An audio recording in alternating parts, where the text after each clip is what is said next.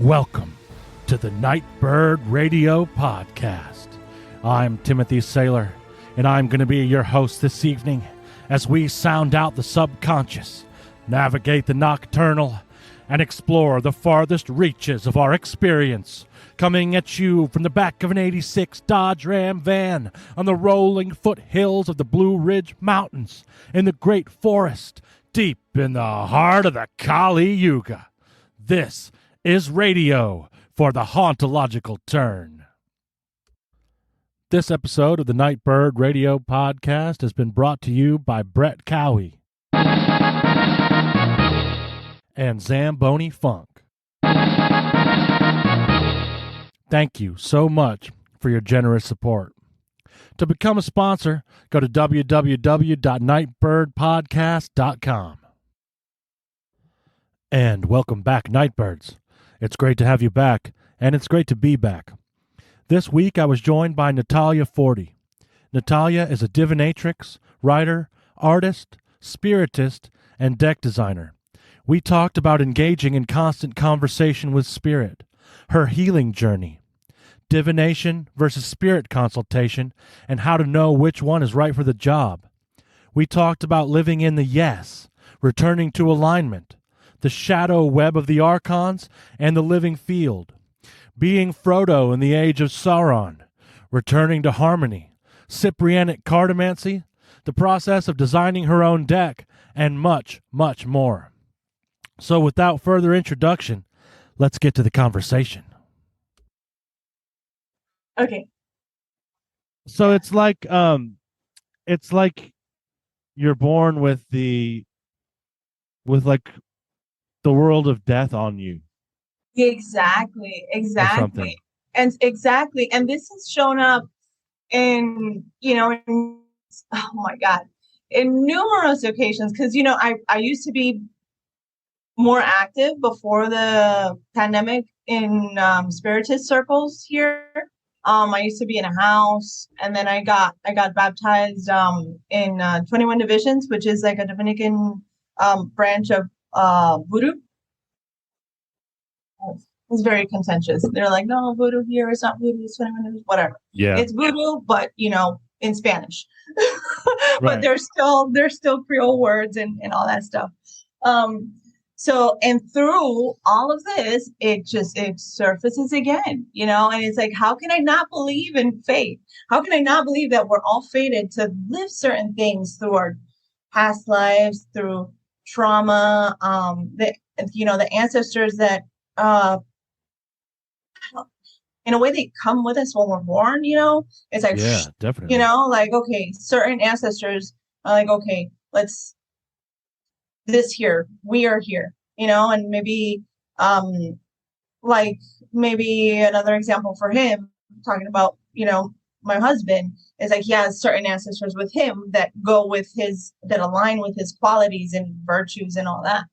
But with me, I can't help but believe, feel that fate is a thing. It is a thing. Like, you are fated to live certain experiences and not just live, because I think this is where it catches a lot of people and makes them uncomfortable with fate. It's like, oh, I'm screwed. I'm fated and I'm going to be stuck here. And no, that's not the point. The point is transformation.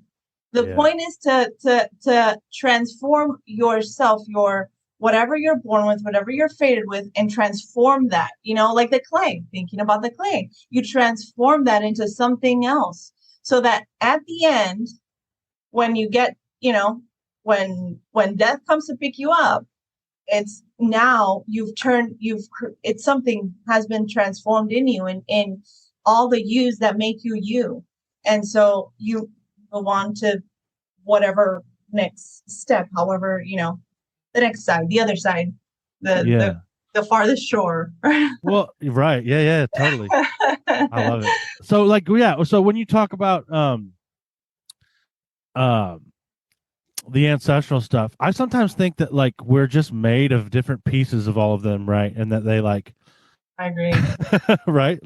I agree. I got this piece from here and this piece from here, and I'm kind of put together. And in a way, there's a will behind that. Like, the will of my ancestors is that these parts are to be expressed in this time. I agree. And I totally agree. And so like, but it's interesting, right? Because I'll just take the other side just for the sake of conversation of the fate discussion and say that, but isn't so in the example of your husband, isn't him striving to make his own fate part of his fate? Like exactly that creates it, right? Exactly. Yeah. And not to talk about him when he's not here, you know what I mean? You'll have to like tell him that we did this, but no, but I mean it can apply to anyone, yeah. that, and that's I know just who we were talking about with the this discussion. makes But a lot of people uncomfortable. Or a lot of people that I've encountered, because it's and this might have to do, and I'm just like, I'm maybe blabbering or whatever, I don't know, but this might have to do with the whole idea of what are the words, human exceptionalism or progress, these ideas that you just keep going, you trailblaze your own self, and it's like, no, like, yeah, oh but yeah, I it's see not what you're like saying. Yeah, it's not like you're, no, that's a little delusional, especially at this stage. I mean, look at all this, look at what we're going through. Is this progress? Because no, that's not the point. Like, that's, I think it makes you humble to realize that we're all in some way fated, predisposed. We have certain qualities. And once we realize that, we can look in the mirror, like Michael Jackson says. yes. I'm so corny. And No, you're then good. and then, look in the mirror and say, hey, this is what I have. This is what I'm born with. Let's walk. Let's do this. Let's learn to, relate with all these parts of me. Let's learn to, the ancestors, engage with the ancestors, have relationships with them, to flourish, all of us together. And that's how you transform. And that's how you take your faith and you say, okay, what am I here? Why am I, not that there's some big reason why am I here? I'm gonna, I'm King Arthur, gonna pull the sword from the rock. No, not like that. But what am I here? What is my place? And then find that place and then start, working that terrain, not Yeah. working, planting seeds, tending to it, nourishing, all that stuff. And that's how you transform, these negative ideas around fate and whatever negativity you're born with, because nobody's perfect. Nobody's like this shining crystal. I think the great example of it for me is something like prophecy and how it can go different ways. And I think that we can actually apply that to acting through our fate. So, because there's like skillful ways to do it and unskillful ways to do it. Say, for instance, my fate is to surrender. Yeah. Well, I can surrender in different ways. I can curl in a ball and like hide from the world, or I can surrender and submit myself to something greater than myself. And it's in some sense of, you know what I mean? Like that. There's good ways to do it, almost like I'm maybe not putting it in the best terms, but like, no, I know that can be transmuted into the highest form of that concept. But go ahead. I think of, like, since I've been recently like studying a lot of Taoism and all that. I think of the way, the great thoroughfare, and it's just, and it's that, if you're gonna surrender, you surrender. It's like the idea, I think it's way of non-action. It's a surrender, but it's not a surrender where you just like curl up in a ball. It's like you allow yourself to just be a channel too, right? Exactly, it helps to flow through to be a channel, to walk, whatever the moment, because it's kind of hard to explain, really. To be honest, it's like every moment asks us for different things. So I am working. The moment asks of me to work, and I surrender. This moment asks of me to this. I have my child. This moment asks me for this. I surrender, and I allow that to unfold. It's like the moment itself, the terrain, the landscape. It's a continual relating with the landscape and being aware of like the being. It's not even being aware of the moment. It's just being in the moment. Yeah. It's like Being awake. allowing that to just unfold and not resisting, not surrendering. It's what does this moment ask of me? What am I here doing? Navigation in a way, right? Yeah. Because it's like if I'm navigating a ship and I'm always fighting the wind and fighting the current, what's gonna happen? All right. Well, Like, but if I like flow with it, I have to. I don't know. Yeah. No. That's a good example. Yeah. Then it's true. It is like navigation. You have to learn to. And I'm not a navigator, but I like to think about it. I like to think about it a lot. My last name is Sailor. Does that count? But I love to think about these kind of metaphors with the water. And it's like that. It's a continual conversation between this one steering the ship and all the people there, if you're in a big ship or whatever. Yeah. And it's all in continual conversation or relation. You're conversing. Okay, the water's doing this, the wind is doing this. You're in constant conversation, just flowing all the time. You can't be presupposing things on the wind and the water and this. You can maybe predict some of it and kind of steer, but that same prediction is a conversation. It's more data. I hate to even use data, but like it is, right? It's more info. It's more story. Yeah. Yes. It's more I like to say conversations. Yeah, it's good. It's like conversing with a different thing. Many little conversations, because it's happening all the time, whether we're aware or not. It's not like, okay, I'm going to decide to have conversation. No, it's happening. It's happening without you knowing. You wake up in the morning, all these little things. It's really hard to explain, actually, to be frank. See, my examples are very kind of homey because I spend a lot of time home. But when you wake up in the morning, how you feel in the morning, it all has to do with, is it a rainy day, the wind, is it hot? All these are like different conversations with the terrain, with the landscape. I like to say landscape.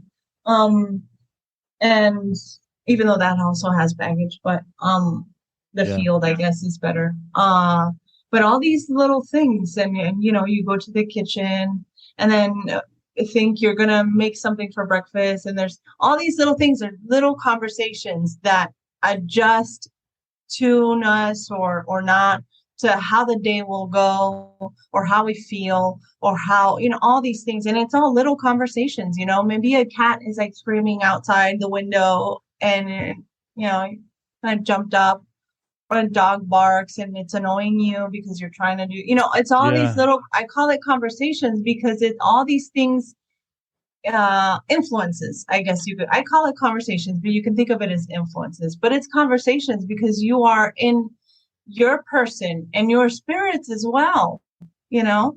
When all these things you do when you move about in your daily life, it's constantly being, in the great thoroughfare, it's being like it jiggled or moved or like this, depending on what's going on in the field, the neighbors, the wind, the sun, and all the people around you, the spirits, all that stuff. You wake up sometimes and the house feels heavy, or you're going to bed and you're like, I have this feeling that things feel kind of heavy. I need to maybe like do a floor wash, or I need to do something, or light some incense, light some candles. It's all a constant conversation, and we're always, I think the art is to be attuned to it so that we're not, I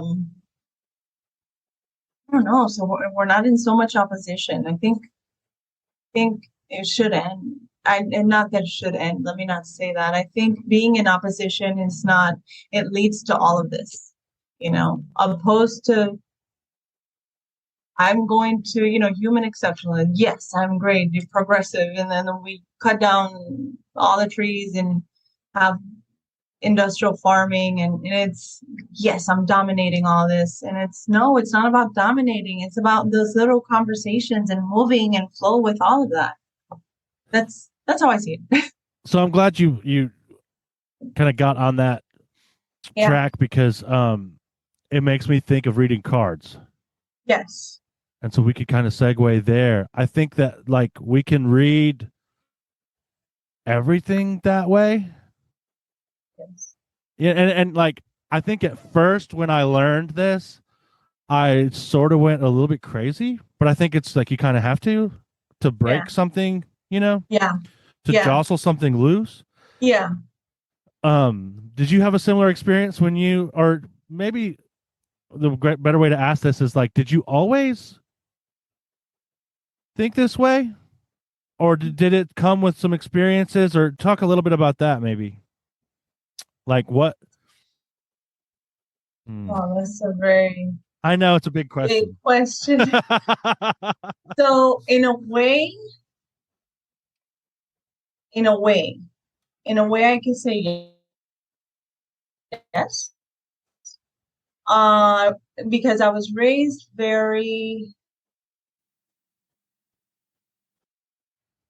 by a single, but my father was taken to prison when I was 7, and I saw it happen. So imagine the trauma of that.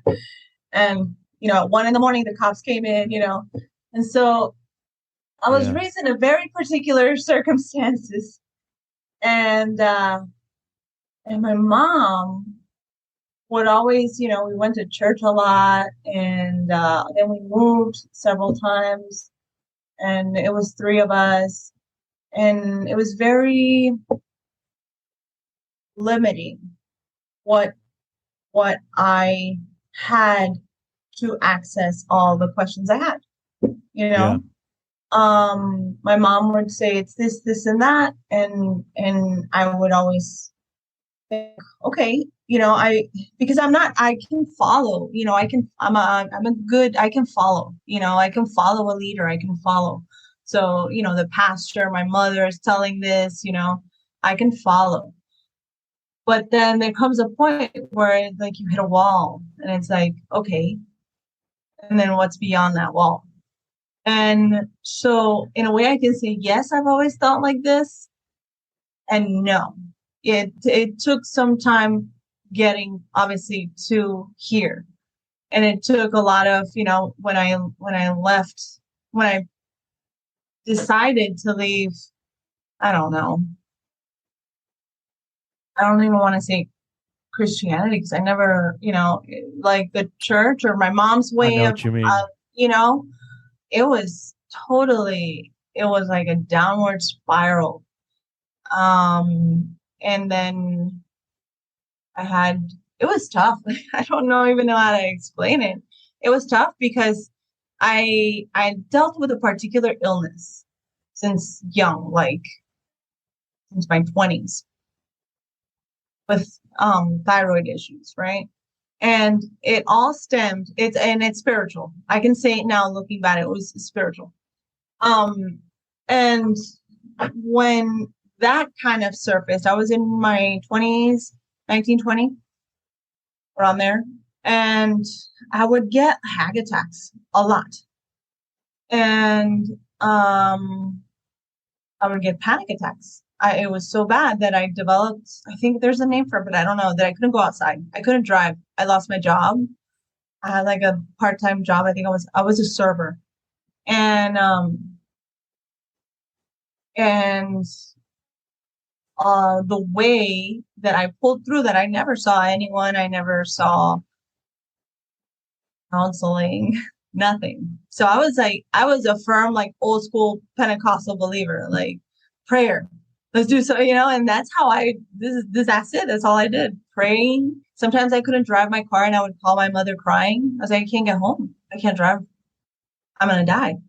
And it was terrifying. So through all that, I pulled through that, little by little, and through prayer and singing and music and and um and the Psalms and all that. And then when I decided to leave, it was say 5 years after all that, 5, 6. Oh, it's hazy.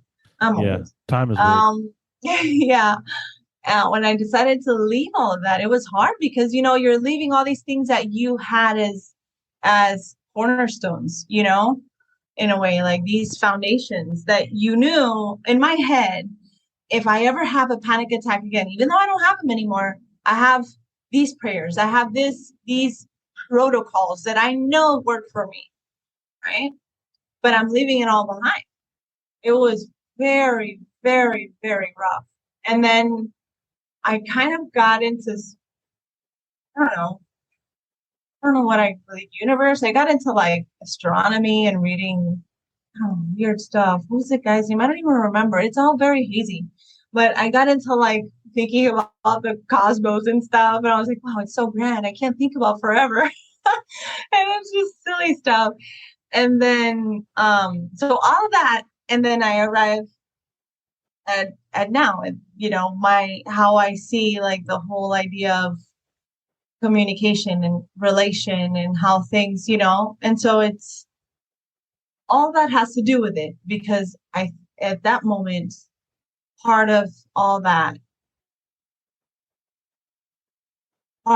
stuff that happened with the panic attacks and the health issues that arose from that, it was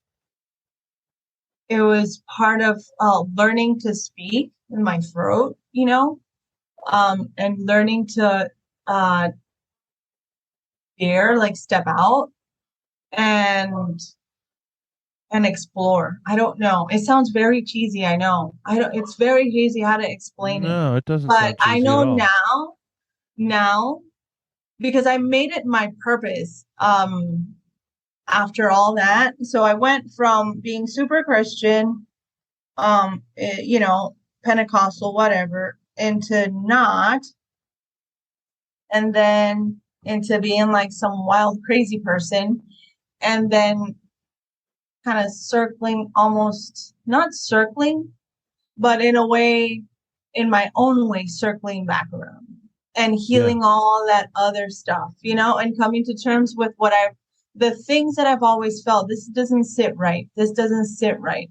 This is not how I view the world. What whoever would tell me from the pulpit or my mom, this doesn't feel like this doesn't sit right with me.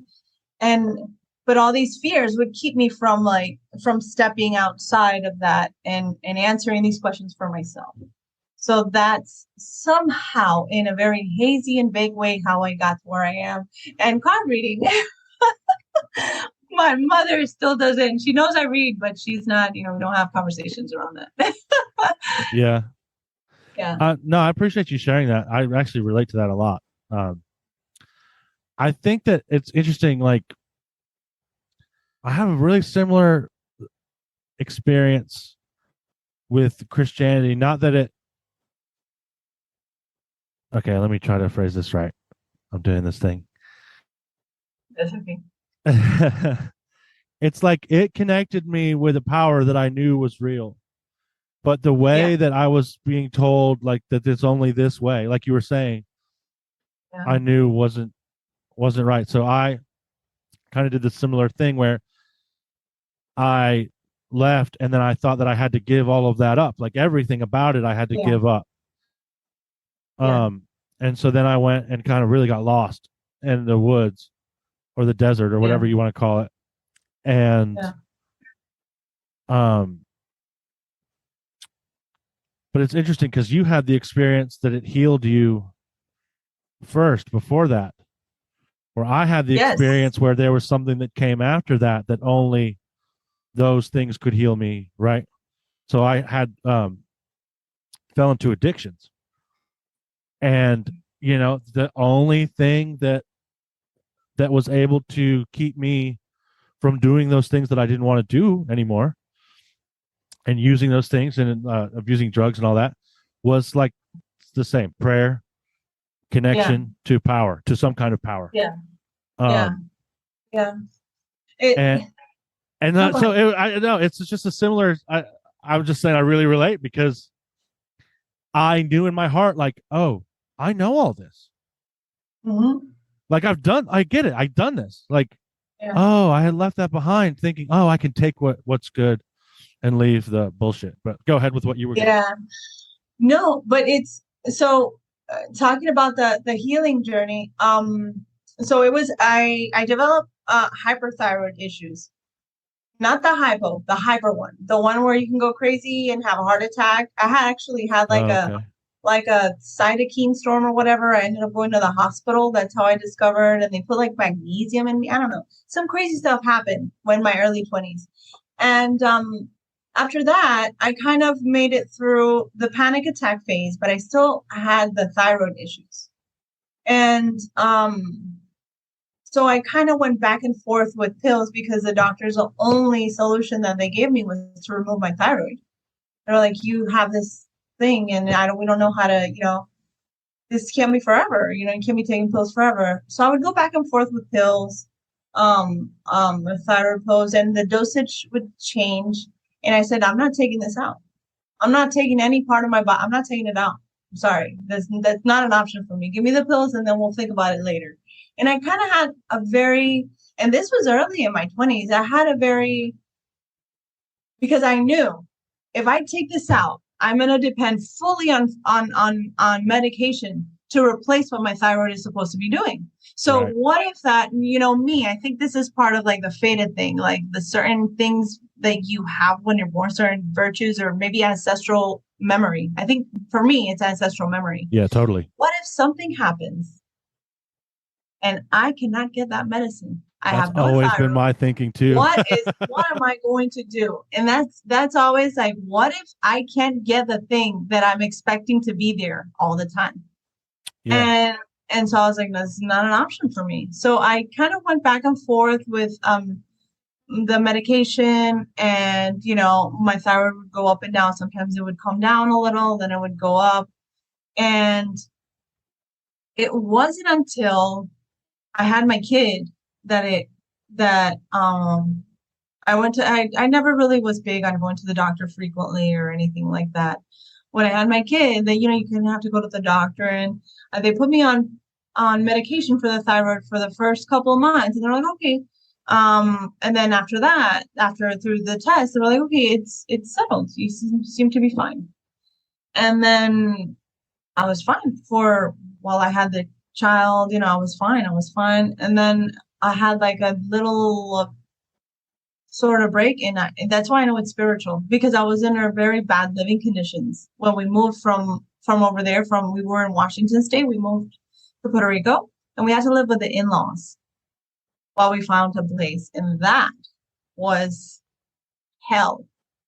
And yeah, my in-laws aren't so bad, but imagine in a very small house, I understand. living with, and my mother-in-law is not all there in the head. It was hell. I'm not gonna get into it. It was hell. And my thyroid got bad again. And I was like, okay, so my living conditions affect this. How I feel, the field around me affect this. And from there we moved out, everything calmed down. I dropped the pills again. Back and forth pills.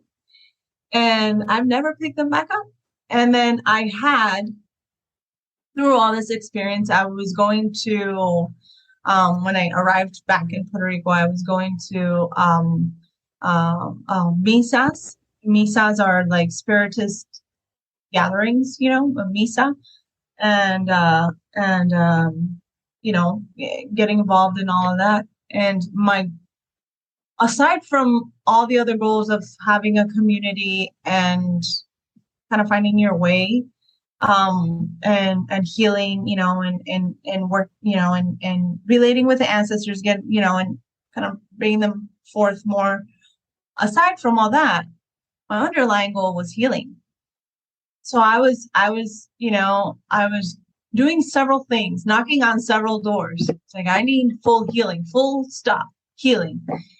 And knocking on doors, doing several things. And then it just kind of stayed good. And then I had my baptism initiation. I like to call it baptism. In the house that the lineage that the 21 divisions that I'm in, and I when because in at least in this tradition and voodoo and the 21 divisions, it's the spirit that does the work. It's not the person. It's the spirit. They mount. So when you get baptized, you're not, the person is, it's not the spirit does that, And we had a conversation because it's part of, your secluded certain things, it's like a very private thing, individual. And I mentioned this and they knew, and I went through the whole thing and all the stuff that happened. and I remember I had a dream shortly thereafter, because after that I did some other things to going back to fate and what you're born with, and I did some things for my head to like align everything to like kind of like shake off, and I'm putting it in very accessible words. It's kind of really hard to explain, but I did some things to shake off and to kind of align everything in my head and getting everything in order, because I was born under bad star sign and whatever, and all the weight of that and how that has affected my life. So I did some alignment stuff, and I had a dream, and my mistress, my head spirits, they came in my dream, and they said, yes, you will never get sick from this again. And I'm like, amen, that's it. I just wanted a yes, and that's it. That's where I lived ever since. In that yes, I have lived. Awesome. So I've been just like building up on that, eating better, a lot better, taking care of myself a lot better. I don't know, tending to the field around me, and having that kind of build up on those promises. So yeah, that was a long story, but the question was thank about you for sharing. reading. Yeah. All that was to we'll get back here. to tarot reading. Yeah. Yeah. All that was to lead here about learning how to see. And I think all that has to do, all that whole journey, how to see, how to recognize the little conversations, the movements, the little warp and weft, of the weaving and the way, learning how to know your place. Yeah. And so then now I read cards. Yeah. Yeah. And card reading is a lot like that.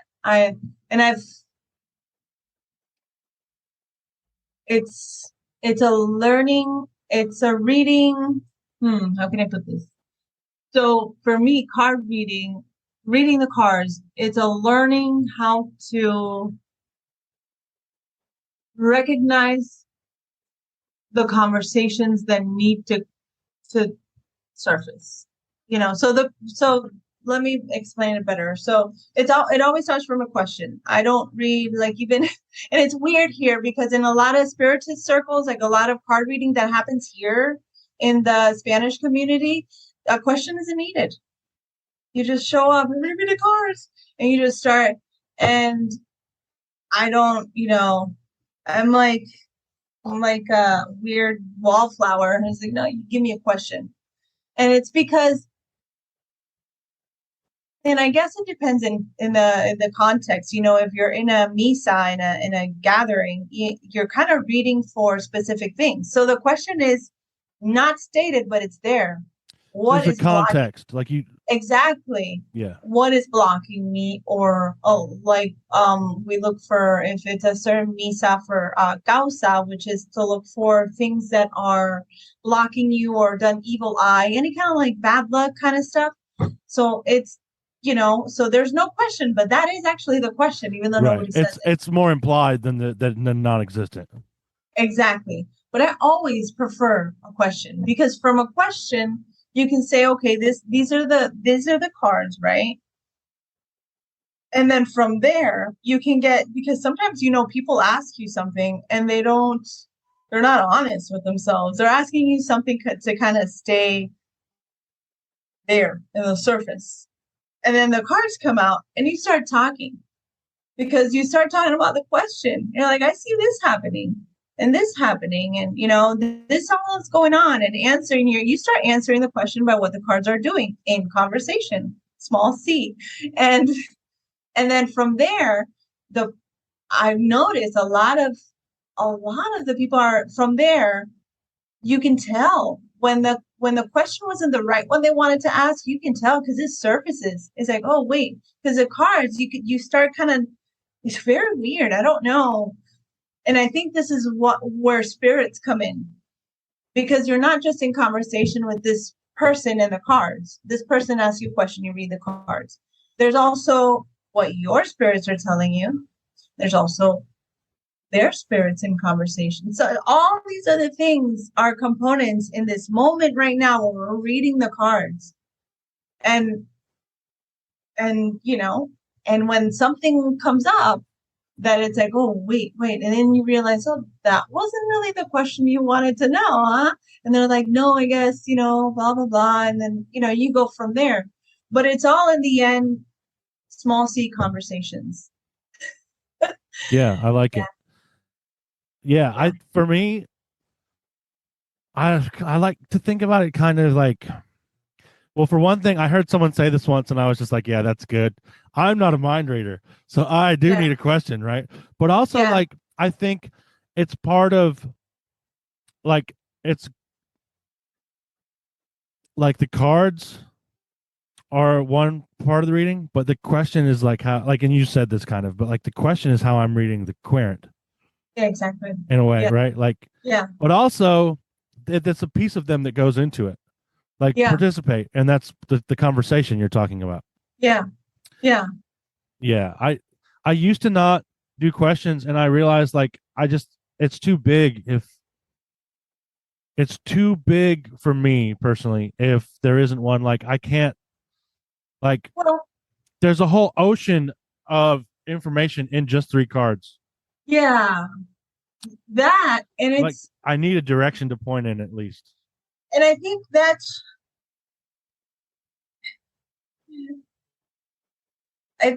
this is where spreads come in. This is why they became popular. And it's, I'm not going to say it. It's going to sound mean and people are going to be like, do it. No, I think it's lazy. Oh, yeah, spreads? It's lazy. Yes, I think it's lazy. And because, oh my God.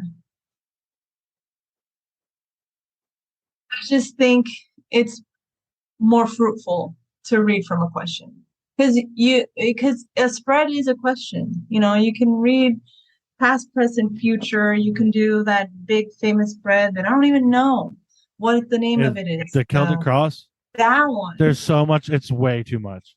Yeah, and it's like, and it's cool. You can do that, but right, it's cool, but but what are we talking about here? I mean, so this is where other components come in.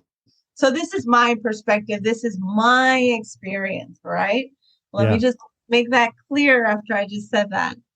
Because if you read something, let's say like the Celtic Cross, right? And all these positions are already, well, that's a consultation. That's a mediumship consultation. So why don't you just, as a reader, and I'm not saying this is what everyone should do. No, that's not. This is how I view it. I view it as, if I'm going to do that, then I don't need to do the spread. I can just, get ready, invite the spirits, and then it will be a conversation. And let me tell you, more than the Celtic Cross will come out. you know, Yeah. because it's not gonna be me talking. You know what I mean? It's not gonna be Yeah, fully absolutely. talking. It's a consultation. You want to know what's going on, what can you do about it? Give me some remedies, blah blah blah blah blah blah blah. And that's called a consultation. That's what that's for. That's how I view it. If you're not gonna, that's not how I approach every tarot reading. Sometimes I realize it comes up, with a client, and you realize, oh wow, this person does need a consultation. They need more than just a card reading, and you can say it, you can mention it, or you can just do the card reading and let them approach later, and leave that option there. But that's how I view it.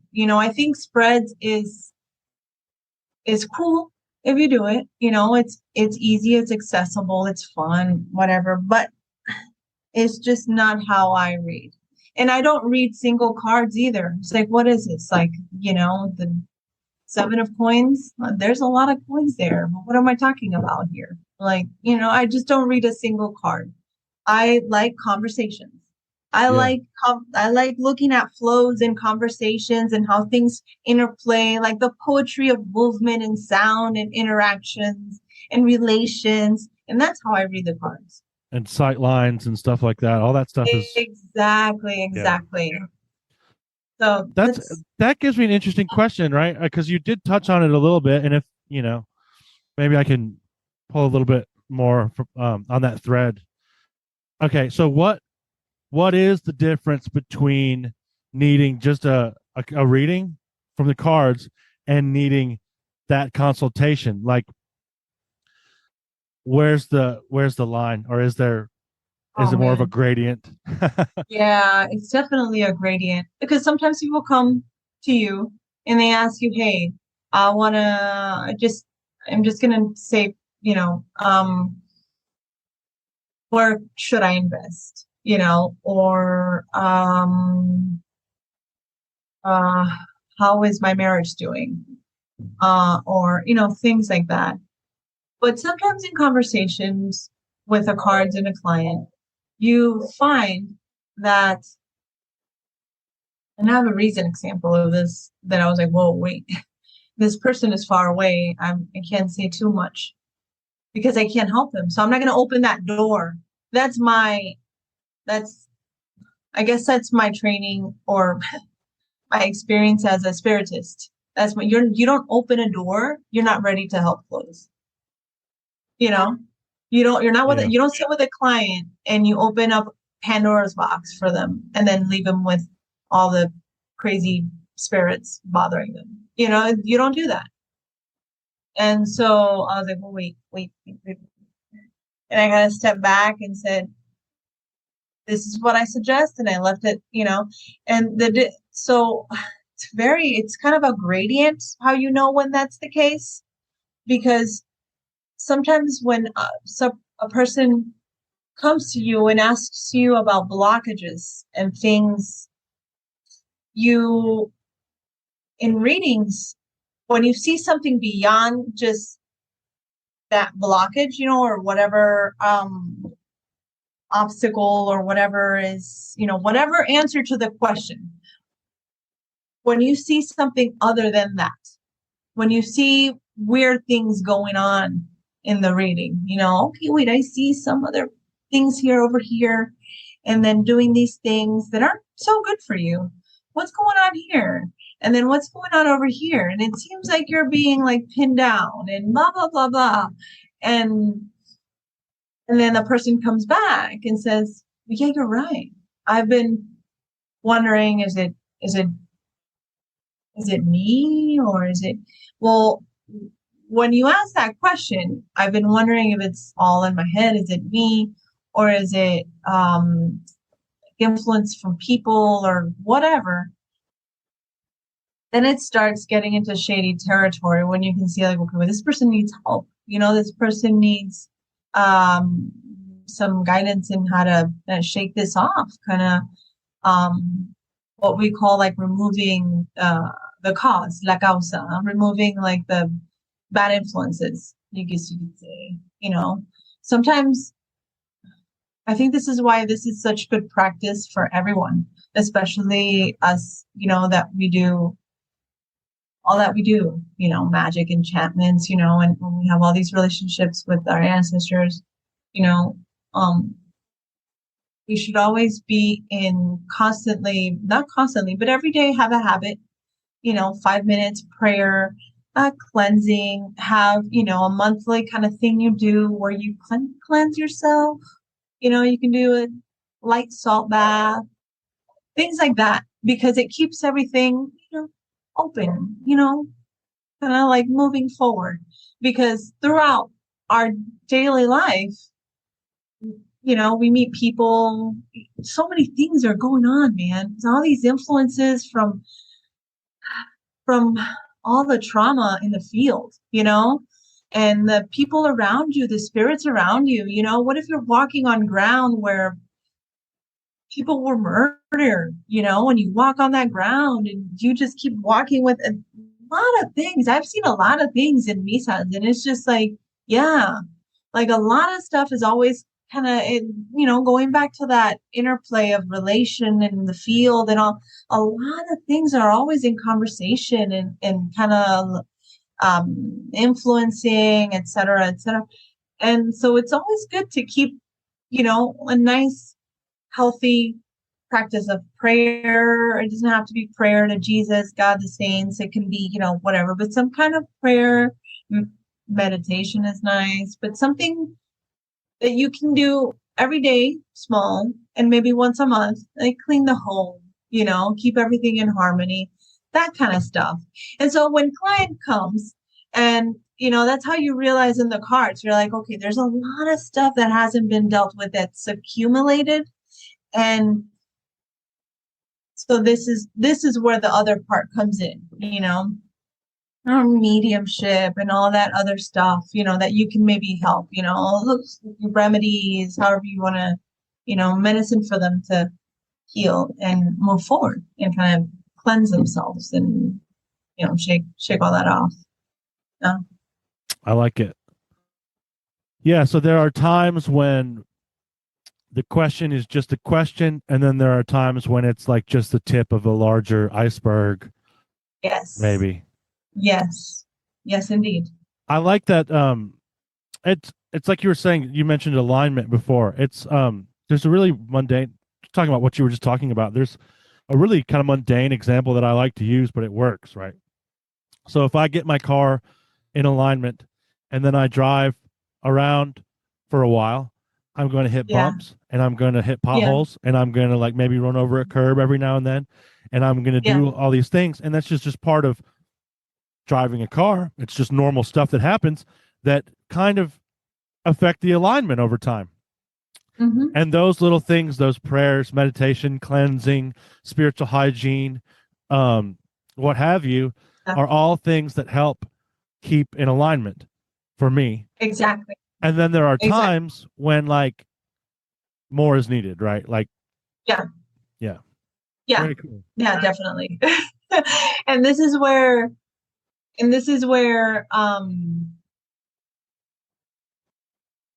depends on the person, I guess, when more is needed, maybe it's something that they haven't aligned, like thinking about, they haven't done these, they haven't done it in a while, or it's, a lot of stuff has gone on.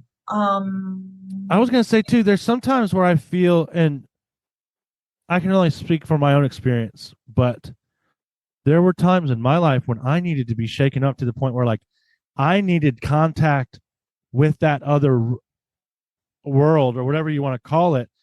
I needed more contact. Like I needed a portal to open up for that world to spill into my life so that I could even know that these things were effective and necessary. Yeah. So if I'm walking around not believing that any of this can happen, it doesn't stop it from happening. It just means that it's now out of my awareness, which is just not a great place for it to be in my experience. Yeah, no, it's true. And even if, so that's thinking about the example you gave about the car, you can keep driving, right? And you can keep driving and hitting the potholes, but then your car is going to get like, you're not going to go straight, right? You're not going to drive well. It's kind of veer off and weird. It's get, the wheel. Um, and then you hit like this huge pothole, or you have an accident because the car wasn't aligned, and a misstep or anything, while driving, and then you have an accident, or you hit a huge pothole or something. And that's that crash moment, that portal opening, like, oh shit, this is real. I really need to take care of this. Yeah. I apologize for cursing. No, you can curse as much as you want. This is a cursing show. Okay. Yeah. That's interesting because that's exactly how it often happens with me, because I'm hard-headed. And so there has to often be like a transgression or incursion that opens that. So like, it's really interesting too, because it was right before it was just the timing. Okay, I'll start at the beginning of the story. I had my house broken into, and it was nothing major. Like they didn't hardly take any of my stuff because I don't really keep cash like that, or anyway.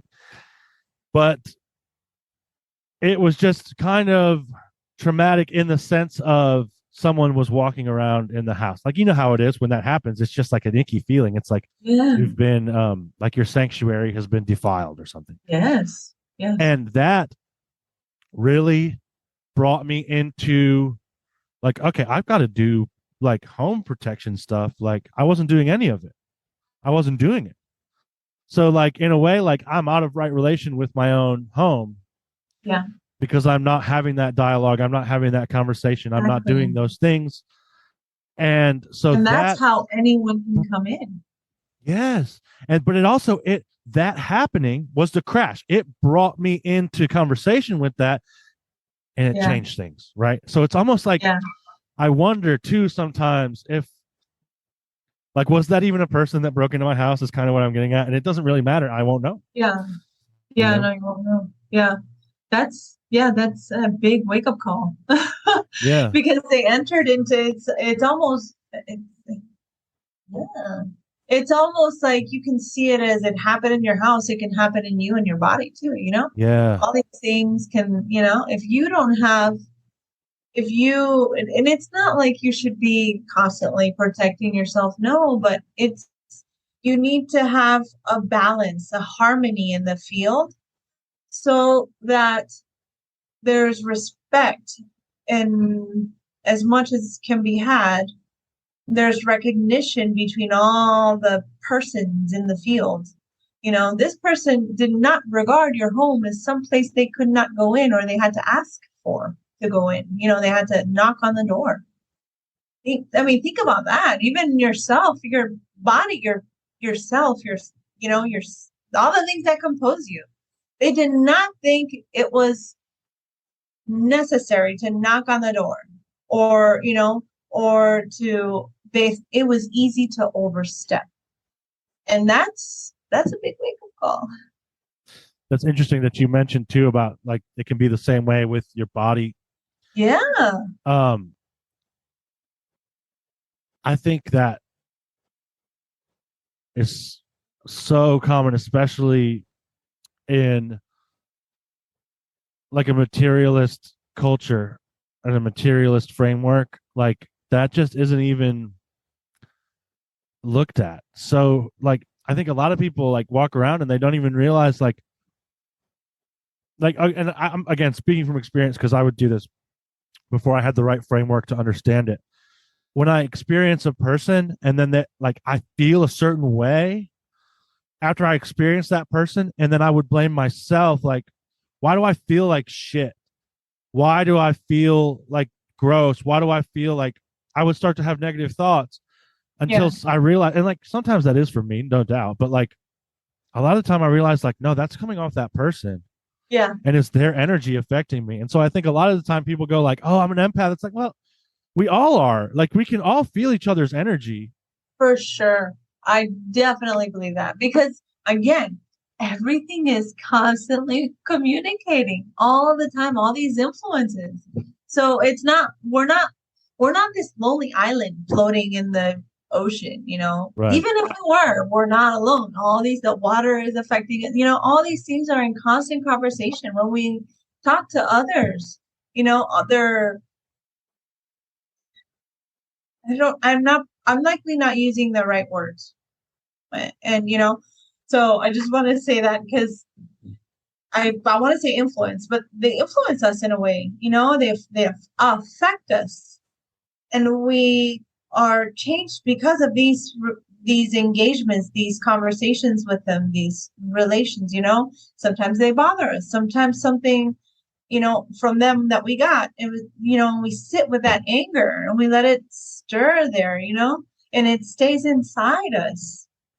And that's why, again, going back to letting things just flow.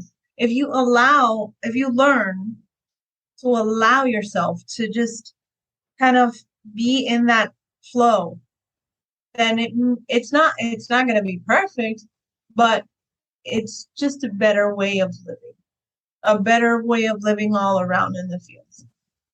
Because it's not also not good to keep all those things that you get, that you take in from others and many others. It doesn't just have to be people, you know, and then you kind of store that in. Maybe it's anger, maybe it's, I don't know, whatever other emotions, thoughts, things that bother you, or, and you keep that in. And that's not good. And that's where health problems start arising, you know, or more aggressive. And it's not good to keep that in. It's good to just let things kind of flow. Yeah. That's, you know, and that's where daily practice, daily, and it's not that everyone should have a practice, but it's daily things that we do, and sitting with and being in relation with the field in a way that's better for, you know, more cultivating for everyone, you know, in the field. Close. You can't influence everyone. You're not gonna, you know, that's not the point here. The point is you as you as a person, and all the things that compose you being better in that field. Well, and Little that's by a more. little. Go ahead. Yeah, no. I was gonna No, say no. that's a more meaningful way to influence anything anyway, in my opinion, is Yeah. by changing my own, uh, like living in my, like finding the true happiness from within. It will cultivate it because Yeah. like we were just talking about, since we're all connected, since we're not an island, that Yeah. energy becomes contagious, right? Yeah. And so instead of imposing, like, you know, like the people that are like, why aren't you smiling? Like, Yeah. it's the worst way to do that. Yeah. Like, Yeah. how about you make actions that cause people to Yeah. smile? That will make Yeah. them smile instead of like Yeah. forcing them to smile. Yeah. It's a small difference, but it's everything, right? Like, It is. and I might not be using the great words for it here, but yeah, focusing on my own shit is how I would is how I Yeah. would say it. No, it's true, because a lot of us nowadays are so preoccupied with the other and what the other is doing. And I think learning to look in the mirror will serve us better, because then we're tending to our garden, and Yeah. tending to our garden, our fields, will benefit the, you know, the wider field as it kind of grows from there, and what flourishes from your own garden that you're tending to. And so I think it's definitely, in my opinion, it's a better way of living. Yeah, and I think it always just gets my wheels spinning to uh the fact that the way that most people in like a what we consider a modern society are, which isn't a thing that exists, but that's a whole other conversation. Yeah. Like what we would Yeah. call a society of progress, or whatever you Yeah. want to call it. the fact that leads to such disconnection, that materialist framework leads to that isolation. Mm-hmm. I just can't not see like sinister forces at work behind that. And Yeah. maybe it's Yeah. the egregore of it. Like I don't always want to have to go to this place, but it's just really I can't really see it any other way. Yeah. No, Maybe I know it's what you just mean. like like all these things are making us weaker. Yeah. Is that a coincidence? Like, who benefits from that? It's a good question to ask. Yeah. Oh, yeah. Oh, yes. Yes. That's it's a big can of worms you're Yeah. opening there. We open those worm cans here because Yeah. birds like to eat worms. Oh, wow. Yeah. Yes. Who benefits? Cui bono. Um, Yeah, right. yeah. Um, We don't have to go there if you don't want to, but no. I just think We it's a can. Let good me question just, to ask. I just don't want to say anything that is too cuckoo. You can be as cuckoo as you want. This is Nightbird Radio. We're cuckoo birds. Yeah. Let me Wings fluttering around. yeah, totally. Maybe think about it for a second. I really have to use the restroom. So Yeah, go ahead. I'm going to do that real quick, and then we will continue that. Nightbirds, I hope you've been enjoying the conversation so far, and there's more to come. But first, I have to ask that you support the show. As I'm sure you've noticed, there are no commercials on this show. There are no paywalls. You get everything up front. For there to be free dialogue here, I think it must remain uncaged by the interests of advertisers. But Nightbird Radio does cost time and money to make, and your support means I can spend less time delivering pizza and more time doing this. That's a win-win. So that's why Nightbird Radio is a value for value podcast. I hope you found value in this show, but I can't and won't dictate just how much. Only you can decide that. But what I can do is invite you to take that value, turn it into a number, and head to www.nightbirdpodcast.com and hit the donate button located on the front page to offer your support. We're also listed on podcastindex.org, which means you are able to send Bitcoin via the Lightning Network using your favorite Podcasting 2.0 apps, which can be found at newpodcastapps.com. And finally, I also accept dry goods. Email me at tim@nightbirdpodcast.com for more information. Sponsors will get a special mention on the show. Thank you for your generous support. Now let's get back to the conversation. So All right. I'll get cuckoo first if you want. Because it's all right. Go ahead. I'm open. People say, you really think that one small group of people can control all of this, can control the whole world, can control all these currents? And I'm like, well, that's a good question, right? Because I don't actually. I think that, yeah, no. But like a group of entities from another place are able to control things like these large currents. Yeah. Like how can something come up in the imaginal at the same time that it's happening in the physical right over here, and those arise at the same time? Well, to me, the only explanation there is like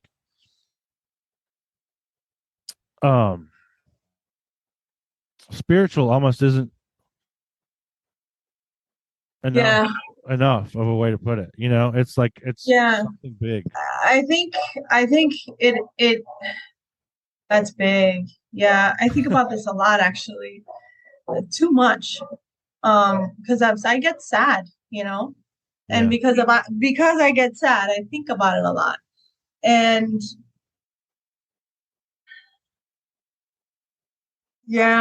I think let me see if I can put it. So I don't think it's too dispersed. You know what I mean? It's too like from not dispersed. But it's a lot of components. It's like a complex web kind of thing. Maybe it's a better way of looking at it. Not like there's this one big uh pillar of bad people doing bad things and it spreads in the field. It's a complex web of many factors and characters and spirits and peoples and interests that have been building through time from a particular time onward, from a particular cycle onward to arrive here. And we see it as this one monolith, this one big thing, as in these are the bad guys, and this is it. And it's coming from this direction, but not really. It's not one direction. It's a web. It's a web of many interests and directions and factors. It's like tendrils, right? Yeah. Yeah. Yeah. Yeah. Like that. Same. Yeah. And, you had a question. Maybe, right? What was a question before? The one that brought us to this? Yeah. Who I just want to make benefits? sure I don't veer from. Oh, you can veer as much as you want. You can go wherever you want. Yeah. Because but I mean, if you like a thinking question about okay, I think I remember now. So persons and feeling isolated. Oh and yeah, right. The whole moment we're all living through. It seems to it strikes at all the right places or wrong places, if you want to think of it that way, but all these things strike at all the wrong places in us that cause us to be spiritually weaker, physically weaker, mentally weaker, isolated, not connected to the field, disconnected from our ancestors, down, depressed, thinking about death, thinking that death is some horrible, scary thing. And end forever. Anyway, but it's all these things. They strike at all of our weakest, like not our weakest parts, but like critical parts. Yeah. Yes. And how can I not see that as a? It's like if someone. It's like if someone set explosives at all the right pieces of a wall to make the whole wall collapse. It would be hard for me to see that as a coincidence. Like maybe that's maybe say what you were going to say. Do you see what I'm getting at? I do, actually. And I think let me see if I can express myself correctly, like say exactly what I mean to say. I think I just thought thinking back again on alignment and let me drink water. You're good.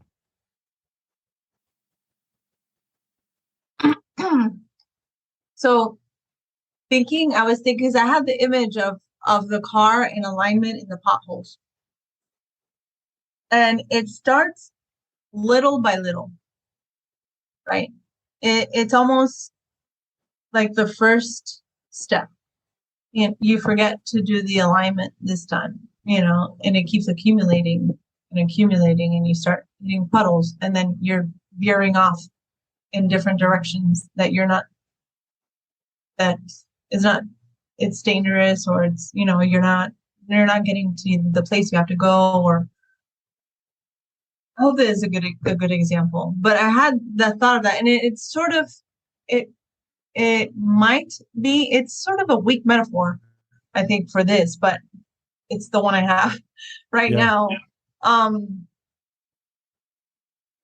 it starts little by little. It's almost like a first transgression. And then from there, it sort of kind of spreads in the field and starts building the web and building the web and building the web and building the web, and the interests arise. It's like the thing itself demands of these other things to arise as well. And this reminds me actually of, I was reading oh gosh, I forgot, Abbey of Misrule, Hawking's North. I like reading some of his stuff. And he mentioned something that struck me. God, I don't remember the post, but I can probably pull it up and share it. He said that there was a moment, and I think it's before God, and I'm probably totally ruining the explanation. But there was a moment in time before the French Revolution or thereabouts. But let me not use the French Revolution, that's too specific. There was a moment in time where the merchant class were at a specific scale, if you look at it as a pyramid, if a level. And it's when the merchant class went above all the other, the craftsmen and all the other classes, that they kind of usurped the king, so to speak, the kingdom. Then everything kind of trickled down from there, and greed and power and money and greed. And that's how the web was sown, and interest. And then marketing comes in and all these other things that isolate us. So probably not explain it wrong, but it's sort of like that. It's a web. It's the first set of transgressions that lead for this web to kind of the thread to start weaving. And then from there, the thread itself weaving brings out other strands of threads to come about. And from there, other strands. And then these other parts of us awake in response to this thread. And it's a sort of corruption yeah. of the field and the self. And as the web gets stronger, it feeds into these corrupted forces, and it arises more, and it demands for more to arise of these corrupted forces. And so that's what I mean by it's complex, because everybody has an element of greed. Everybody has an element of all these things that we look at, well, not everything, because there's some sickos, but you know what I mean? Everybody has dark qualities. For lack of, let me not say everybody has, I don't know, another word for dark, bad qualities to moralize, or qualities that, can be misdirected. And so we arrive here from an excess of propping up all these detrimental qualities, and the idea of that humans are exceptional.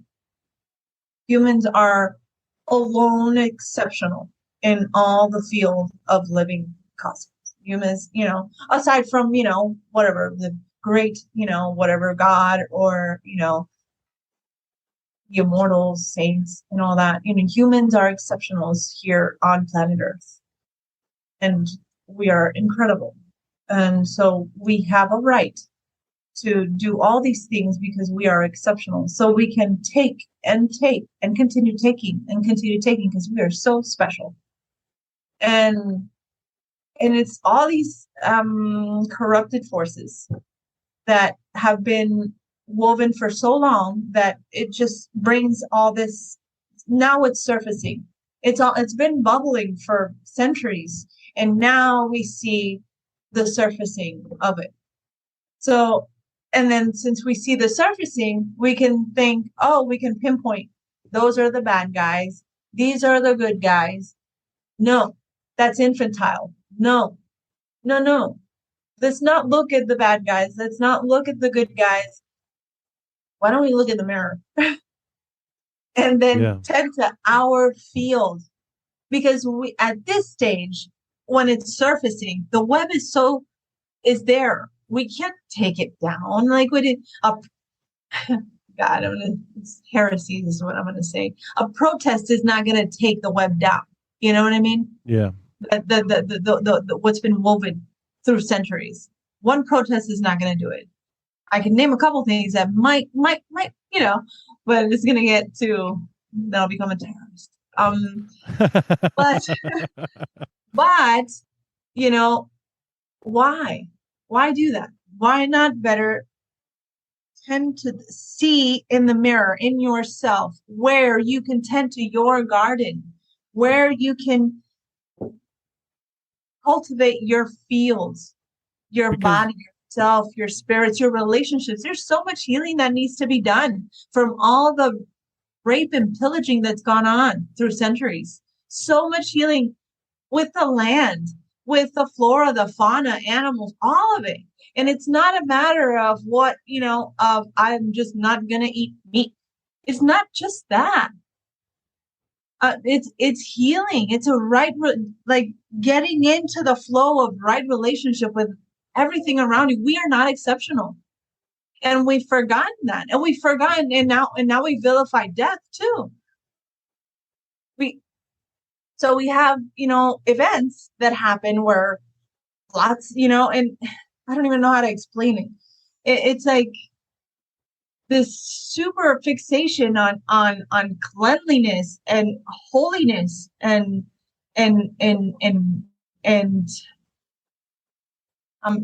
what is the other word? And it's like I can clean myself fully and being not sterile, be, you know, being like it's total sterilization. Yeah. And then death will not touch me. Right. And then decomposition and all those gross things will not touch me. And that's not true. We are in a field. We are made up of so many cells and bacteria where we walk. Like, this is inescapable.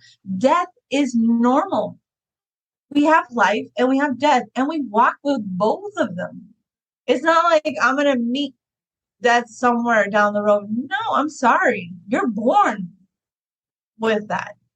You're born with your death. And that's not bad. It is okay. It is okay when you understand the life of things and how things grow and decay. And then, you know, and they become something else. That's where transformation comes in. They become something else for something else, for something other to be allowed to grow there. And then more growing expands in the field. And so thinking about the archons and all the points that they hit, it's this. And then they mislead you, all the ideas around, like when you start looking at bad guy, good guy, bad guy, good guy, it misleads you into thinking you have to look at this bad guy and you have to do something about it. It falls into their paradigm. It's a trap. Exactly. Yeah. It's a trap of being in constant battle with something. And that's the least of what we need to heal the field, you know, to contribute to healing the field. We don't need more battle. We don't need more war to heal the field. Yeah, we don't need more division. No, we don't need to divide ourselves more. We need to learn to just look in the mirror. What is my place? What is this moment? What can I do here in this now? How can I tend to my garden?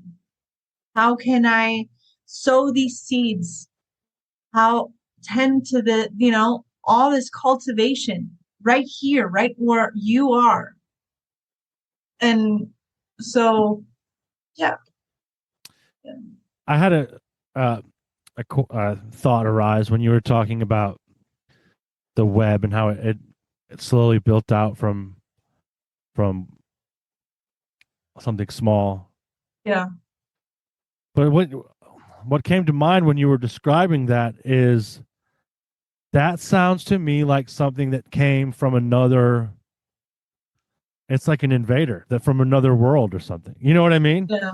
Yeah. But I also wonder if it's not like a shadow version. Like, okay, I'm trying to put this in the right words, but hear me out.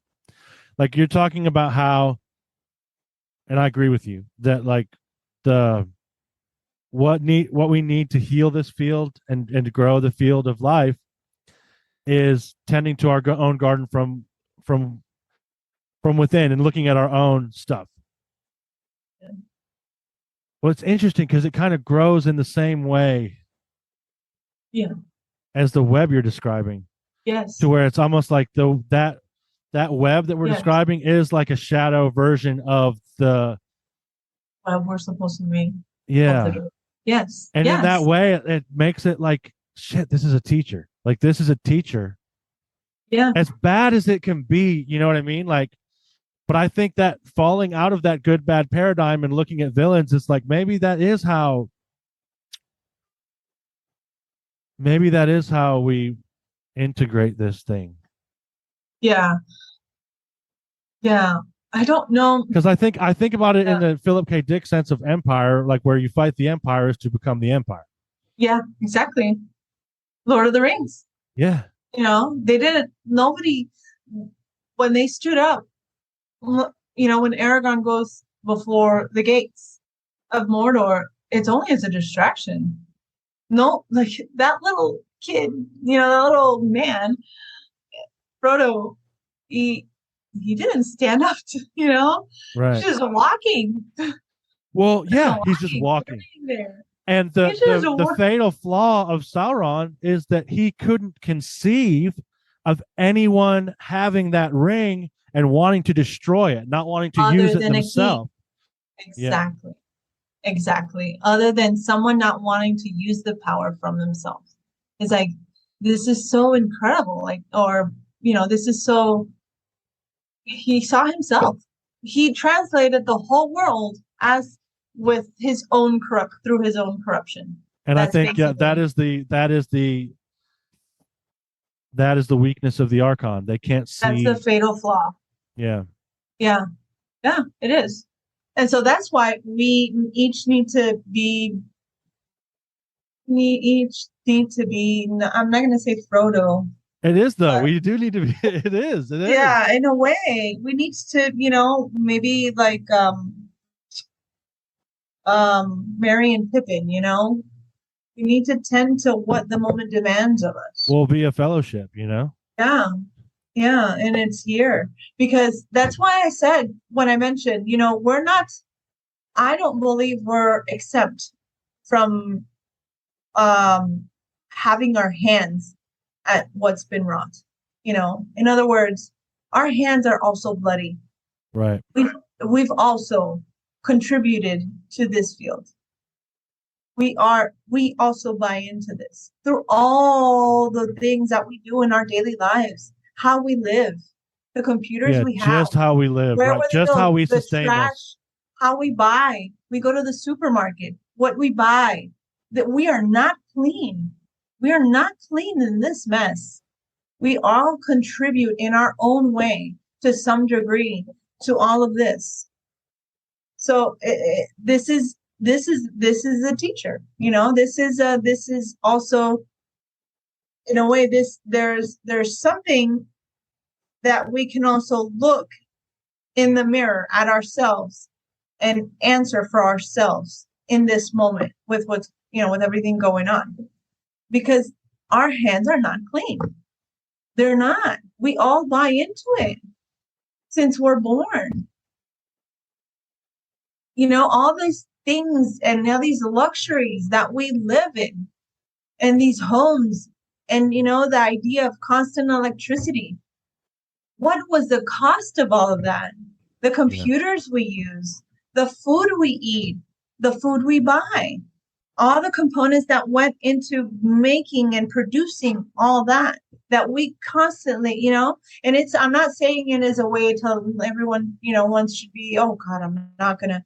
No, that's not what I mean. It's like, we're all in this. We're all in this mess together. Yeah. So why am I going to be, you know, pointing? No, stop pointing. One of my favorite, this is just so true, and maybe it's corny, but like whenever I point the finger, there's 3 pointing back at me. Yeah, that's Um, good. Never heard of that, but I'll remember that. I'll use it. yeah, it's okay. So this is actually fits really well into the Frodo Sauron dichotomy, right? Because the Archon cannot envision a scenario in which you face what you just said by being introspective and owning that part and doing that shadow work. That is taking the ring and tossing it in the fire. Yeah, When I take each because one. yes, Yep. and it can't see that as a it can only see the retaliation of pointing the finger at your neighbor and calling them names and othering them and putting all the darkness on them and ignoring the darkness within myself. It can only see that as the only option, and so it doesn't understand the alternative, which I think is why we're fundamentally made of different stuff. Yeah. Yeah. And that's And not where, better, but just different, right? yeah. Yeah. And that's where uh, when you realize when when I realized that, it's like, okay, so this is what it means to create and cultivate your own Rivendell, your own community. And it's not to exclude others from coming in. It's not, no, it's like a field that expands out outside of that narrative that you see all around, that the narrative, the mind of metal that says Treebeard, that mind of metal. Mm. No, when you step outside, then it's the mind of little things that grow and take time to grow, and seeds and gardens and cultivating that. And then that sort of expands outward. And it's also an invitation. It brings healing in the field, and it's an invitation for others. Others will come, to you. They will arrive because it's like the field itself will will kind of bring them in, and they'll ask questions, or and so it's a matter of this thing with yourself, that you cultivate this garden, and then it expands into a wider field little by little, because I'm a big believer in like the Saturnian virtues of discipline and commitment, and little by little, um Yeah, just little by little, making a beginning is and all it takes. building on that. Yeah. Yes. And not giving up, building up on that beginning, and cultivating that field, and then when someone approaches, just being present, just being there, and allowing them to be there as well. That and then And the next thing you know, there are communities arising, and fields, and healing being done, and medicine being shared. And Sauron is over there with his eye being a dumbass. And then he Yeah. falls What does without he even do? realizing. What does he They're like, even oh do all shit, day? who did that? You should Yeah. remember when they put it in the movie, it was like the eye immediately when the ring, like he's like, oh shit, now he goes. Too late. Yeah. Oh my god, that's that moment where you're like, what? Yeah. Yes. So it's that. That's I like it reminds me of that chapter in Sand Talk when Tyson Yunkaporta talks about strange attractors. Yeah. Be a strange attractor. Yeah. And for anyone that is having a hard time with that idea, I can just say from my own experience that it is true. Like what you're saying, like the putting out that energy is the law of attraction. Yeah. Say what you want about it, but the energy that I put out is the energy that comes back to me. Well, and also I think a lot in terms of seeds and gardens and growing. Yeah. But it's what you sow, you will reap. You know, what you plant and tend to is what you will reap. Nothing more, nothing less. That's it.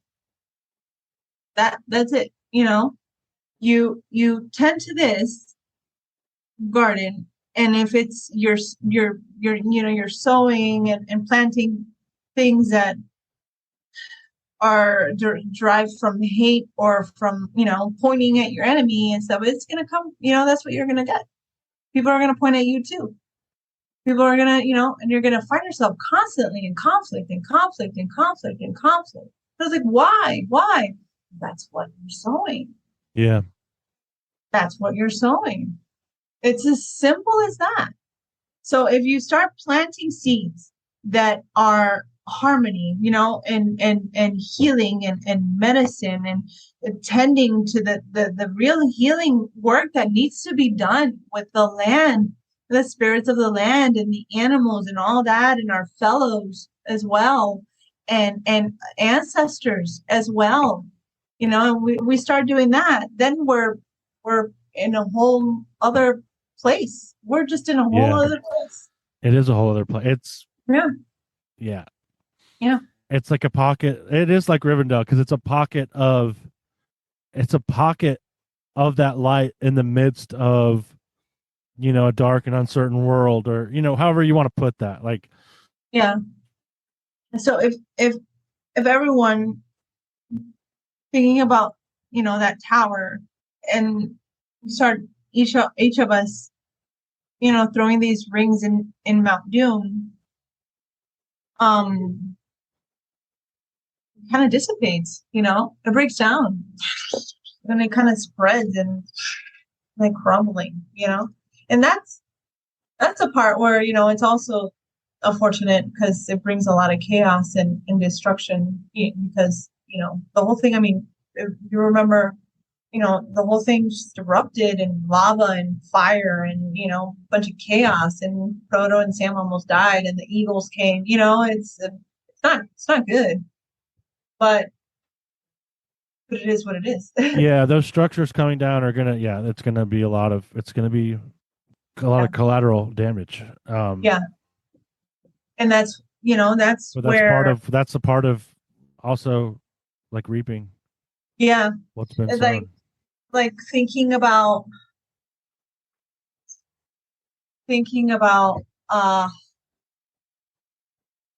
hurricanes and bad weather.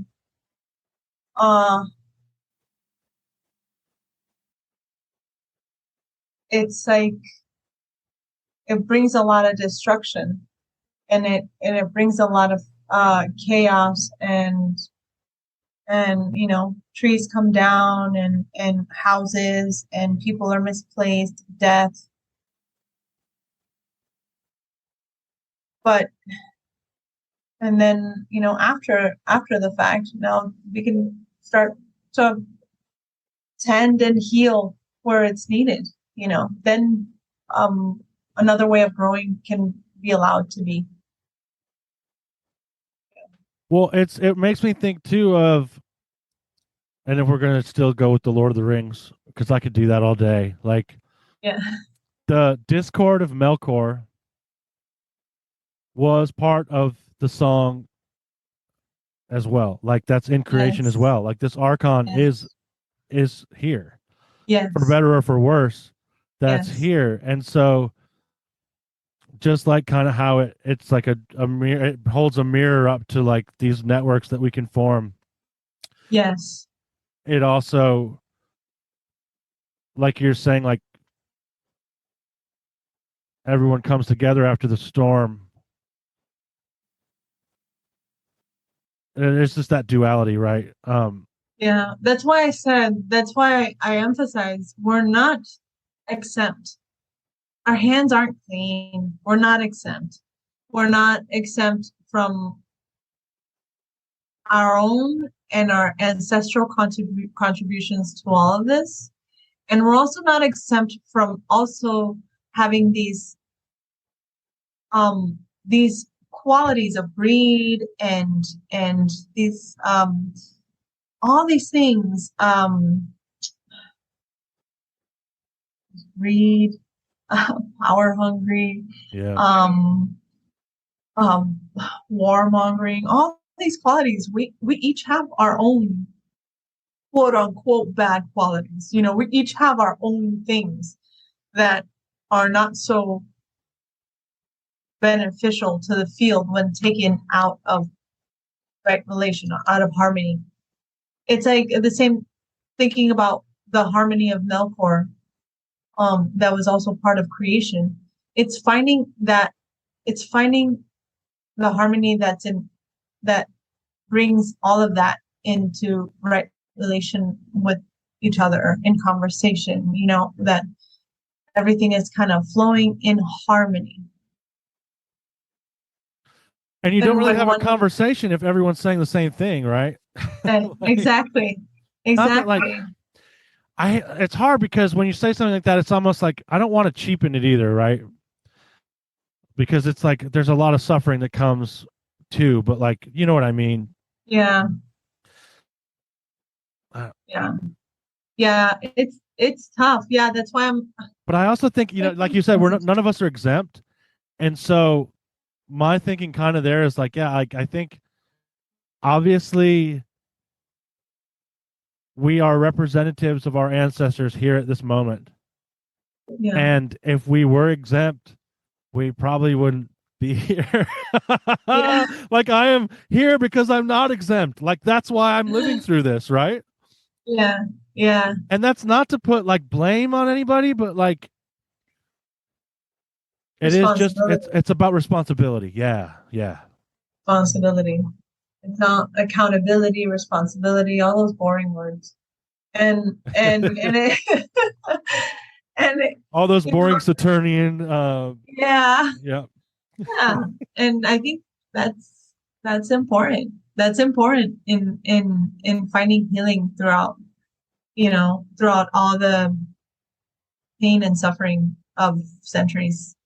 Not that we're gonna each bring healing for it all, but each one contributes in their own way to the wider thinking about harmony. Each one contribute in their own way and um, how they will come into relation with that harmony and how they will help sing their own harmony into it as well. That ideally and hopefully it's healing. And if not, well, we continue. We continue. You know, each one has their own journey. To sound corny, each one has their own journey. I don't know. There's not really any other Can't way to put it. explain everything. Yeah. Yeah, I don't. I can't. You know, we can't force like that idea of forcing people and proselytizing and preaching. It's like no, that's not. We're not there anymore. Like that was like a blip. Let's move on. Yeah. You know, I'm responsible for me in a way. You know, in a way because there are many components that make me. You know, um, the spirits that I walk with, ancestors. You know what I mean? I'm responsible for this field of that is me now, and you know, as much as I can be, you know, that I can see or access, and then from there, that's it, man. That's it. And then I help cultivate the garden, and whoever wants to come contribute can. And you know, especially thinking of my kid, I have a kid. You know, it's like it's the same idea. It's like I give these, I share these lessons and tools of how, you know, but then again, when you grow up, you're gonna make your own decisions, buddy. Yeah. I think it's like we invite too. Like inviting the free choice is so much more in line with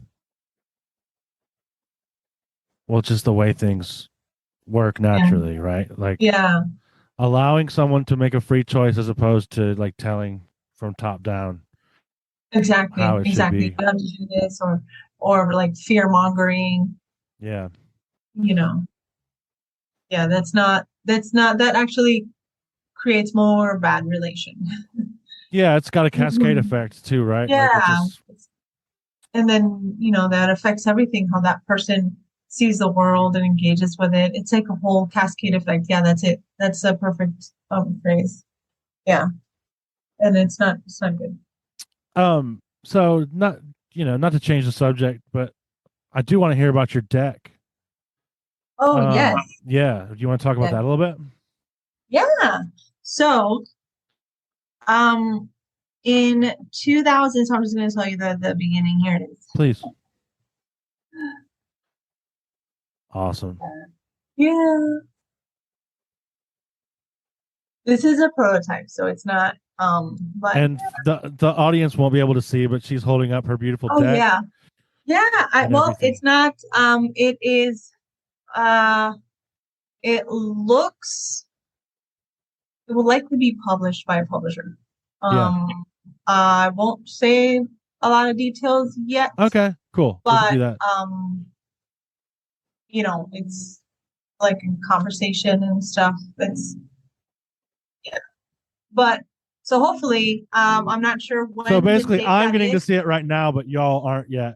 Boo hoo. But Exactly. Yeah. I mean, you can see some images, my newsletter. I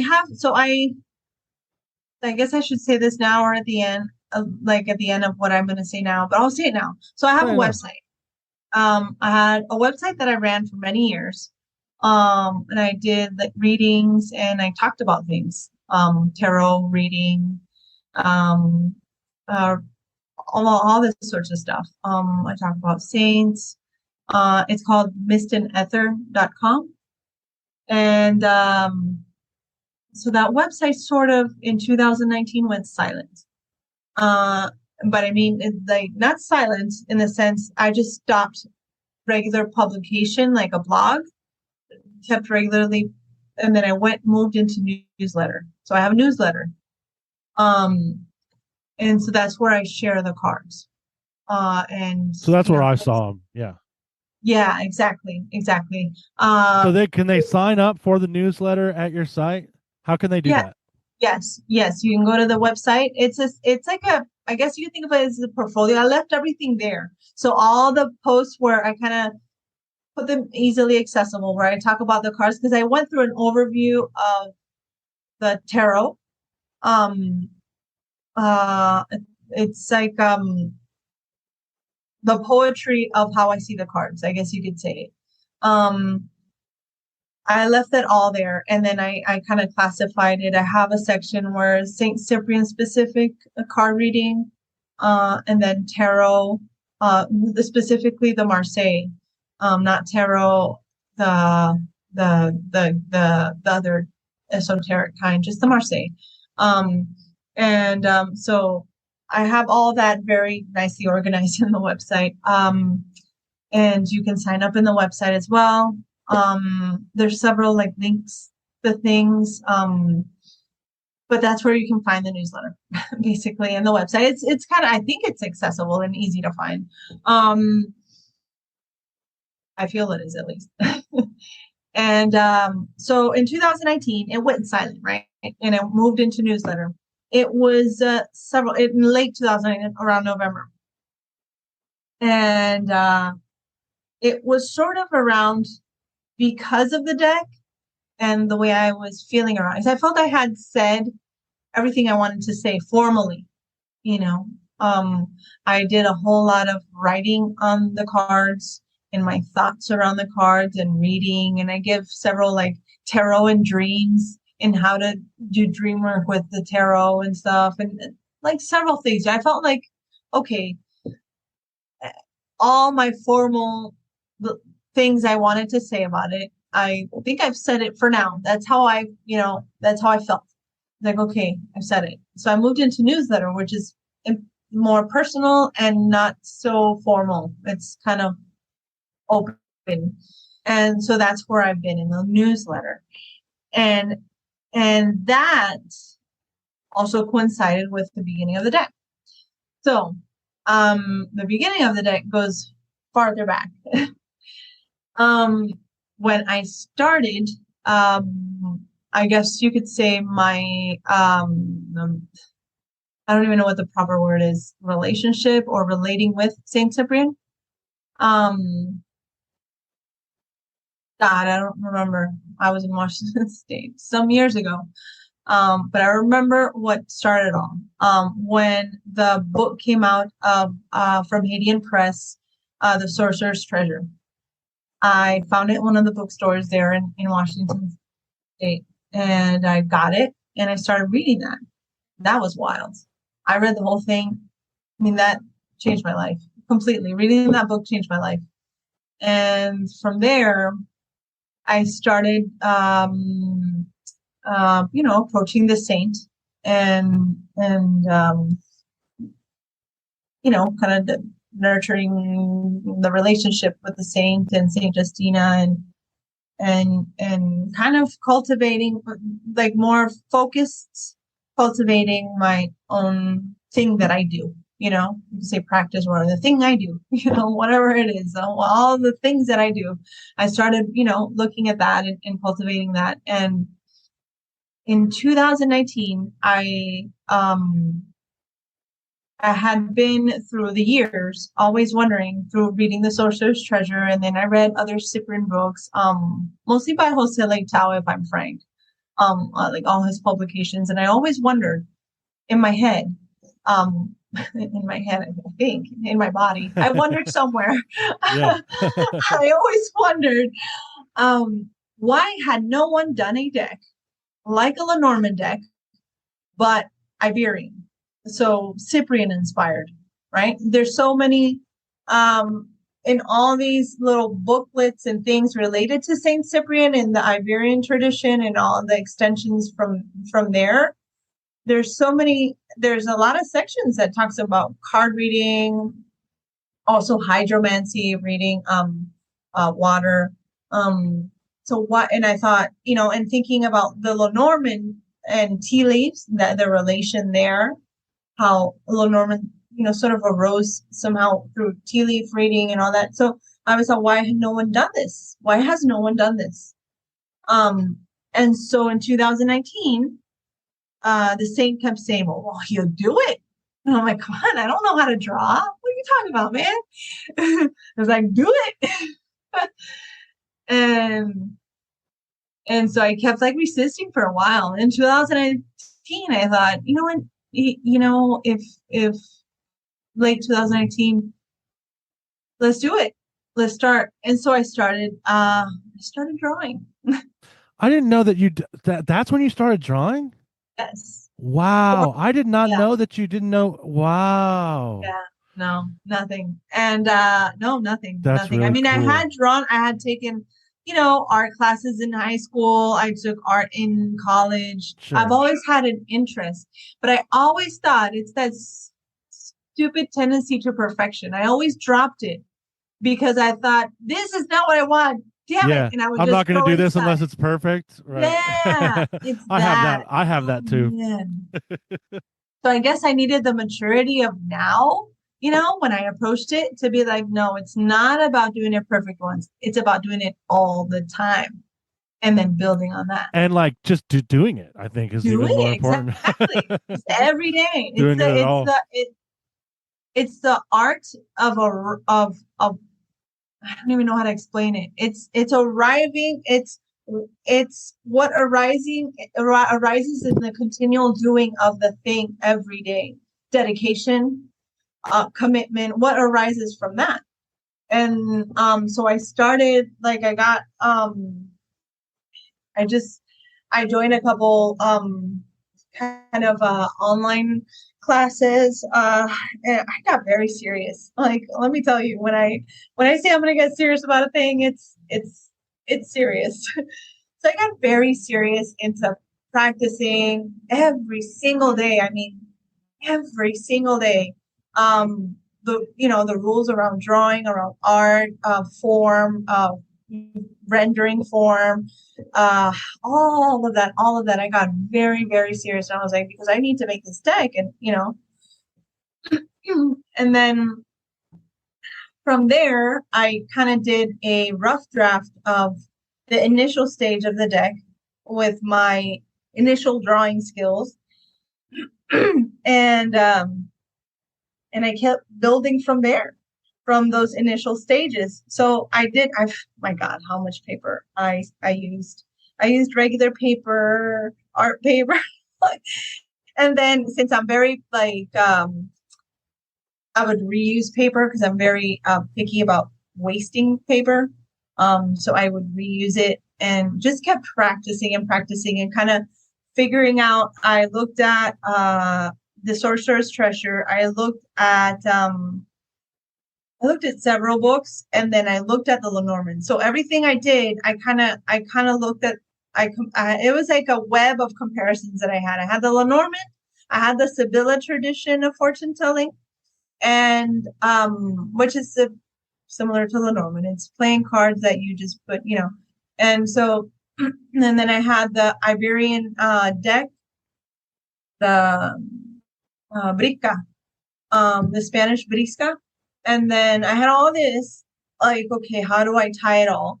And then because I wanted to create a deck as if it had already been there. You know what I mean? Like, I wanted to answer the question of why had nobody done it? And I was in my head kind of doing, I guess, time travel magic. I don't know. Yeah, that's as really if cool. The deck had arisen then, that's like the deck fits here. It always existed. I'm just bringing it out. That was my approach. And so I looked at I made like a sheet, an Excel sheet of all the meanings of the cards in the Cyprian books that I found. So mainly Sorcerer's Treasure, Opuscula Cipriani, and and then the one that Jake Strang Kent did, a little booklet from Union Press. Just all those little things that I could find. And I did this one sheet with all the meanings, and I started finding kind of like the main ones, the cohesion, to create a narrative. Because I wanted to create a story. The deck for me, a deck has to have a story. So I took, if you're not gonna draw it, if it's just going to be like a Marseille deck, you have 4 coins, then the story is like, but if you're gonna draw illustrations, if I'm gonna draw illustrations, I want a story. I want it all to cohere in a coherent story where everything is in harmony. This suit is all in harmony with, the suit of batons, the ace, the 1, 2, the ace, the 2, the 3, the 4, the 5, they're all in harmony they tell a story. And then the other suit of coins, they tells a story. So I went through this Excel sheet and I kind of narrowed it down in meanings, and I looked for a story. And that's how I arrived here. And after a lot of practice, a lot of paint in my hands, a lot of paper, a lot of ink. It's ink. So I drew it with pen and ink. So not so like old school steel nibs, like the steel nib kind. I don't know if you can see it like that with ink. So yeah, and because that's part of the story where it's been there in the past. It's not, it's been there. So that's how I arrived at where it is now, where it's complete like that. And so it's funny because I always say and think to myself, man, just one yes, like the saying was like, well, do it. If you don't see it, do it. And just one yes, all it took is one yes. And now I'm drawing, now I paint in oil. Like, who I never in my wildest mind think I would be like painting and focusing on like, I'm going to paint and studying painting and light and form and how that works in oil, So that's where I am. So we have the deck, and it's pen and ink, black and white. Not all black and white, because I did the suits are colored. So the coins are golden, the batons are brown, like a brisca, like a Spanish brisca. The swords are steel bluish, kind of light blue, steel looking, like a brisca, like a Spanish, basically Spanish playing cards. And yeah, that's how I arrived here in 2022 with a complete deck. It was, yeah, it was a Very lot. cool. Thank you for sharing that with me. Yeah. I like that idea of one yes. It can lead Just to one so yes. many places, right? Yes. Yeah. Just one yes. Just one yes. I will do it. Okay. Let's do it. Let's play. Let's play. Let's do it. Yeah. Let's see That's what a good way to happens. put it. Yeah. And yeah, I can't believe it that I'm done because I mean, there were moments where I'm like, it's, where I'm very hard on myself. And, I sometimes I don't treat myself well. I'm like, oh God, everything I do is crap. All this like Yeah, I all understand this that. babiness. And there are moments where I'm like, I can't finish this. I cannot. It's not gonna look perfect or it's not this. And it's like, well, it's done. It's done. This is it. It's done. And yeah, I'm excited. Hopefully we'll see where it goes with the publication. Hopefully, I don't know, next year. I kind of wanted it to be this year, but we'll see. Maybe early next year. We'll see. But I'll definitely let everyone know in the newsletter. Yeah. Everyone make sure to sign up. Very cool. So we talked about 2 hours. Do you have anything else that you want to add here at the end? Definitely go to mistandether.com, right? Yep. Sign up for the newsletter. You can read stuff there. Anything else that you want to kind of mention? So, Yeah. Cool. yeah. I think I can't think of anything right now on the top of my head. That's good. That means we touched it all. Think about our gardens and cultivate our gardens. Yeah. Definitely. Yes. I like it.